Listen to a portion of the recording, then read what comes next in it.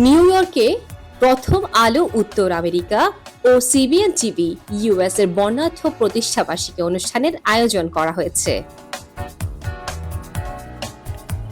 গত 21 মার্চ শুক্রবার নিউ ইয়র্কের কুইন্সে আগ্রা পার্টি হলে আয়োজিত এই অনুষ্ঠানটি আবেগ, শ্রদ্ধা আর সৃজনশীলতার এক অনবদ্য প্রতিচ্ছবি হয়ে ধরা দেয়।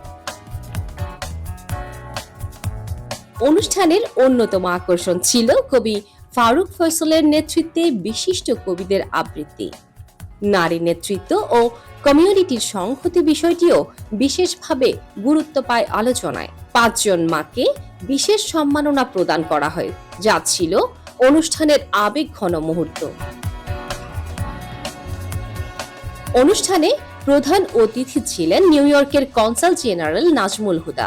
এছাড়াও প্রবীণ সাংবাদিক Nazmul Ahsan, human concern US এর সম্পাদক মাসুম মাহবুব, নিউ ইয়র্ক সিটির হিউম্যান রাইটস কমিশনের press secretary Laura Brantley, ABCCI chairman Gias Ahmed, নারী সংগঠক Salma Ferdous, school board commissioner Mohammad Rashid, CBN TV US এর সিইও এমএইচ পালভি সহ কবি, সাহিত্যিক, রাজনীতিবিদ, ব্যবসায়ী ও সমাজকর্মীরা উপস্থিত ছিলেন।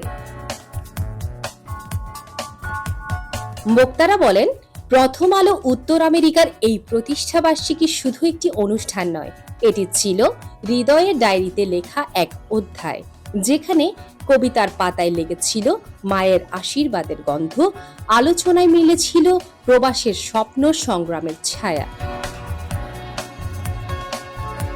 প্রতিষ্ঠাবার্ষিকীর এই অনুষ্ঠানে ছিল ইফতারের আয়োজনও। ইফতারের পূর্বে দেশ ও জাতির জন্য এবং ফিলিস্তিনের গাজার অধিবাসীদের জন্য দোয়া করা হয়। অনুষ্ঠানের শেষে প্রথম আলো উত্তর আমেরিকার সম্পাদক ইব্রাহিম চৌধুরী ও নির্বাহী সম্পাদক মঞ্জুরুল হক উপস্থিত সবাইকে ধন্যবাদ জানান। ডেস্ক রিপোর্ট, চলমান নিউ ইয়র্ক।